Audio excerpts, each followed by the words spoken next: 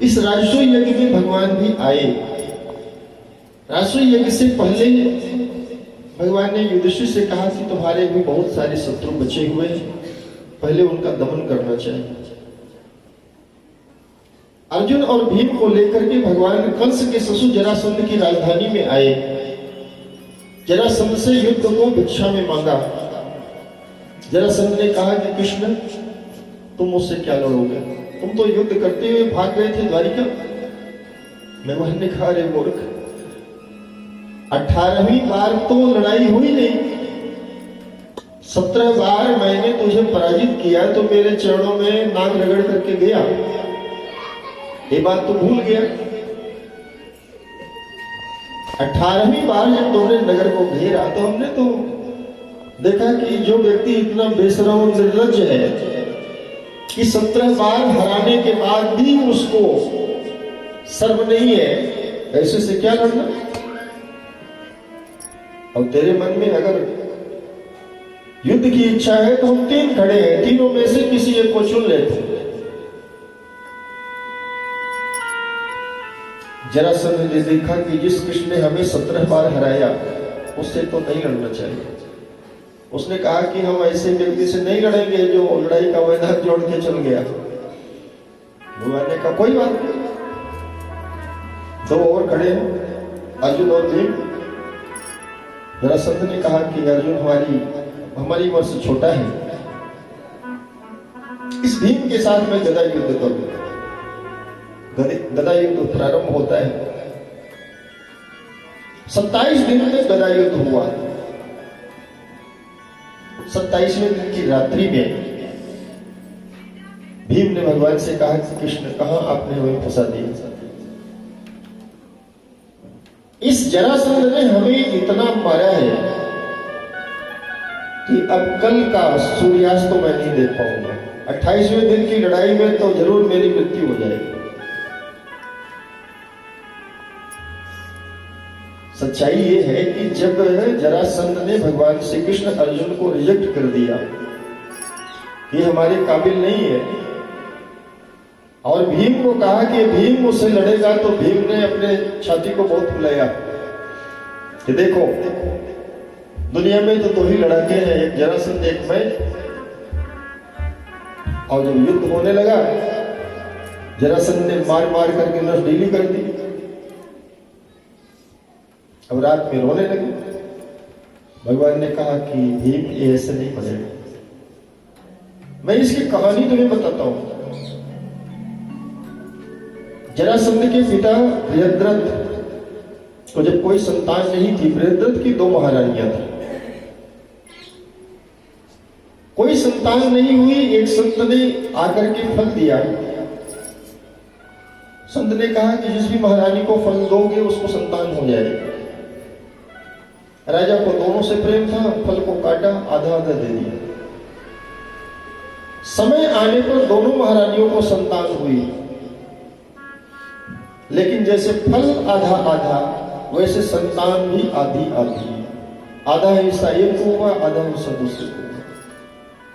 परिणाम क्या हुआ? दोनों मरी हुई संतानें पैदा हुई। राजा को अपनी गलती का एहसास हुआ। सिपाहियों से कहा दुनिया को मेरी मूर्खता का ज्ञान हो, उससे पहले ले जाकर के ये मांस के टुकड़ों को सोने के कलश में रख करके जंगल में कहीं छिपा दो।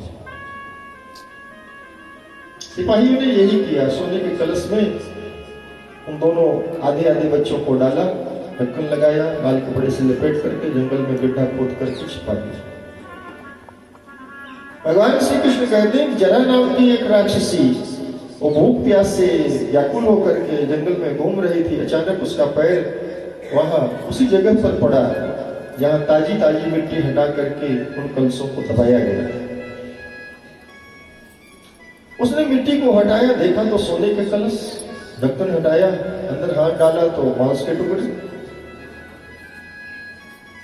निकाल करके देखने लगी कि ये किस चीज के, किस व्यक्ति के, किस जीव जंतु के मांस के हिस्से हैं जिनको सोने के कलश में डाल करके और धरती में छिपाया गया।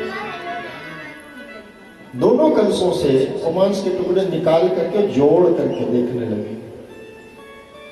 और लीला ऐसी हुई कि दोनों बच्चों के मांस के टुकड़े जुड़ गए और एक बच्चा पैदा हो गया। बच्चा रोने लगा। राक्षसी ने सोचा कि भूख तो लगी है, खा जाऊं इसको, लेकिन उसे याद आया कि मेरे राजा बृहद्रथ को कोई संतान नहीं है। अगर ये संतान मैं राजा की गोद में देती हूं तो राजा को खुशी मिलेगी। मैंने जिंदगी भर पाप किया है, चलो एक पुण्य कमा लेती हूं। उस बच्चे को लेकर के आई राजा के दरबार में। राजा बृहद्रथ तो शोक संतप्त होकर के अपना सिंहासन मुकुट छोड़ करके विषाद में बैठा था, चिंता में बैठा था। उसी समय ये राक्षसी प्रवेश करती, अट्टहास करते हुए, और उसने कहा महाराज जरा सिर तो ऊपर उठाइए, देखिए मैं आपके लिए क्या भेंट लाई, उपहार लाई। राजा ने कहा तू जो कुछ भी लाई है लेकर के यहां से लौट जा, चली जा। मुझे किसी भेंट की जरूरत नहीं, किसी उपहार की जरूरत नहीं। अरे मैं राजा हूं, मेरे पास क्या नहीं है, सब कुछ तो है। और जो चीज मेरे पास नहीं है वो दुनिया की कोई ताकत मुझे दे नहीं सकती। राक्षसी ने कहा ऐसी भी क्या नाराजगी है, जरा सिर तो ऊपर उठाओ, देखो तो सही मैं क्या लाई हूं। राजा ने कहा मैं तेरे से फिर विनती करता हूं, प्रार्थना करता हूं, मुझे चैन के 2 पल बिताने दे। दुनिया की किसी चीज में, वस्तु में मेरी रुचि नहीं है, मुझे वैराग्य हो गया। राक्षसी ने लाकर के वो बच्चा राजा की गोद में डाल दिया। ऐसी भी क्या नाराजगी, देखो तो सही। राजा ने देखा वो बच्चा बहुत सुंदर बालक था। राजा ने कहा ये किसका बच्चा तू छीन करके झपट करके उठा करके लाई। राक्षसी ने कहा किसी का छीन करके झपट करके चुरा करके नहीं लाई, मैं जंगल में ऐसे घूम रही थी, भूख प्यास से व्याकुल होकर के मैंने धरती को खोद करके देखा, सोने के कलश में मांस के टुकड़े मैंने जोड़ा तो जुड़ गए। मैंने सोचा कि मेरे महाराज को कोई संतान नहीं है, भूख तो बहुत लगी थी कि इसको कच्चा खा जाऊं, लेकिन मैंने देखा कि आपको कोई संतान नहीं है। अगर आपको एक संतान मिल जाएगी तो आपका जीवन खुशी से, प्रसन्नता से भर जाएगा। और मैं इस बालक को सिर्फ और सिर्फ आपके लिए लाई हूं। राजा को तो पता चल गया कि तो मेरी संतान है, लेकिन राजा ने बताया नहीं, क्योंकि जरा नाम की राक्षसी को जो खुशी हो रही, राजा बता देगा कि तू मेरी संतान है तो उसकी खुशी जो है नष्ट हो जाएगी। राजा ने कहा मैं तेरे से प्रसन्न हूं, तूने मुझे खुशियां दी है, अपार खुशी दी है, और इसलिए बता मैं तुझे क्या, इस बच्चे के बदले मैं तुझे क्या दूं। राक्षसी ने कहा आपको खुशी मिली, इससे बढ़कर के खुशी क्या हो सकती है, मुझे कुछ नहीं चाहिए। राजा ने कहा नहीं मैं देना चाहता हूं। राक्षसी ने कहा अगर आप देना ही चाहते हैं तो इसका नाम, बच्चे का नाम मेरे कहे से हो जाओ। जरा मेरा नाम है, मैंने इसको जोड़ा है, इसका नाम जरासंध हो जाए। भगवान श्री कृष्ण ने कहा भीम, ये उस राक्षसी के द्वारा जीवन दान इसको मिला है। जरासंध जैसे इसको जीवन मिला है वैसे इसकी मृत्यु होगी। इसके शरीर के 2 हिस्सों को अलग अलग करना पड़ेगा। और अगले दिन भीम ने युद्ध करते हुए जरासंध के 2 टुकड़े करके फेंक दिए, उसकी मृत्यु हो गई। इस जरासंध की कैद में 20,800 राजा थे। भगवान उस कैद खाने के पास गए, भीम से कहा कि इस कारागार का जो द्वार है उखाड़ करके फेंक दो। भीम ने बहुत बड़ा द्वार लगा हुआ था, उखाड़ करके फेंक दिया। सारे राजाओं को एक साथ उन्होंने बाहर किया। राजा लोग थे लेकिन उनकी हालत तो भिखारी जैसी बना दी थी जरासंध ने। भगवान ने जरासंध के बेटे सहदेव से कहा कि पुत्र, जितनी सामग्री तेरे बाप ने इनकी छीनी हुई लूटी हुई है सबको लौटा देते। फिर से भगवान ने उन 20,800 राजाओं को राजा बना करके वहां से उनके राज्य में भेजा। और भगवान ने अर्जुन से निमंत्रण भी दिलवाया कि कुछ ही दिन बाद महाराज धर्मराज युधिष्ठिर राष्ट्रीय यज्ञ करेंगे, आप लोग आना। जिस समय राष्ट्रीय यज्ञ होने लगा, एक बहुत बड़ी सभा हुई और सभा में प्रस्ताव रखा गया कि इस इतने बड़े आयोजन के परमाध्यक्ष प्रमुख द्वारिकाधीश श्री कृष्ण होंगे।